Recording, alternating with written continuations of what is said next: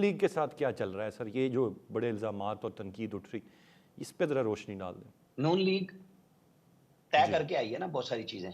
जी जब नवाज शरीफ गए थे तो भिजवाया गया था ना, तो उस वक्त क्यों खान साहब ने ईसीएल से नाम निकाला था? अब वो आए हैं, जिन मुल्कों के साथ ताल्लुकात खराब किए थे उनके साथ ताल्लुकात ठीक करके आ रहे हैं। मैं गल्फ की बात कर रहा हूँ। वो लोग गारंटी चाहते हैं कि फिर उस तरह का तो नहीं आएगा जो बैठ के हमारे इजाज में हमें गालियां देगा, कैबिनेट में बैठ के कहेगा इस मुल्क का तख्ता उलट दो उसके बादशाह का। कोई इस किस्म का अरेंजमेंट तो नहीं आप फिर करने जा रहे। उनको यकीन दहानियां कराई गई हैं कि हम ऐसा नहीं कर रहे। मतलब लोगों के ताल्लुकात होते हैं ना, आप जूते उनकी तरफ करके बैठ जाते हैं जाके, पैसे भी मांगते हैं, खैरात भी मांगते हैं, और आपका रवैया भी ठीक नहीं होता। आपको ठीक होना चाहिए, नॉर्म्स में होना चाहिए। आपको कोई नहीं कह रहा आप हाथ जोड़ के बैठ जाएं। ये नहीं है आकड़ कि जनाब आपने कहा कुछ नहीं और कहते हैं कि जनाब मैं तो अड्डे भी नहीं दूंगा। आपने किस मुल्क को इनकार किया? कहीं पे भी कुछ नहीं किया।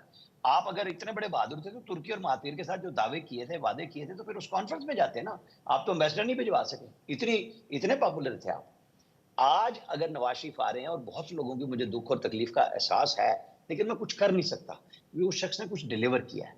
तो मौका मिलना चाहिए। इलेक्शन जैसे पाकिस्तान में पहले हुए हैं अब भी वैसे ही होंगे। कोई कोई अनहोना इलेक्शन नहीं होना।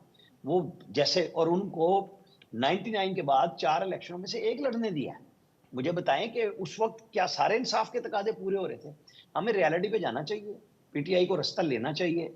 उन्हें पार्टी क्यादत कुछ ऐसे लोगों के हवाले करनी चाहिए जो सबके लिए काबिल कबूल हो जाएं।